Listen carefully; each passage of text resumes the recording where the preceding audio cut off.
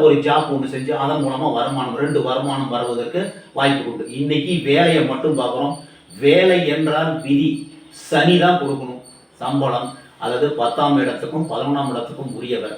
அதாவது கர்மஸ்தானாதிபதி, வேலை தொழில் ஸ்தானாதிபதி, லாபஸ்தானாதிபதி சனி பகவான்.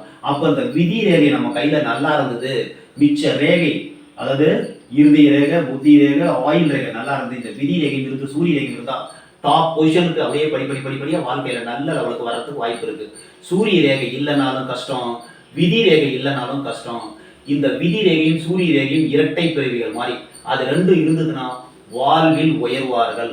வேலை கிடைக்கணும் அப்படின்னா இந்த ஆயில் ரேகையில இருந்து போனா சின்ன வயசுல கஷ்டப்பட்டு வேலை செய்வாங்க. கீழே இருந்து இந்த விதி ரேகை போச்சுன்னா அவங்க சின்ன வயசுல இருந்தே வருமானம் அவங்க பாக்கெட்ல பணம் இருந்துகிட்டே இருக்கும், வேலை செஞ்சு நல்லா வருவாங்க.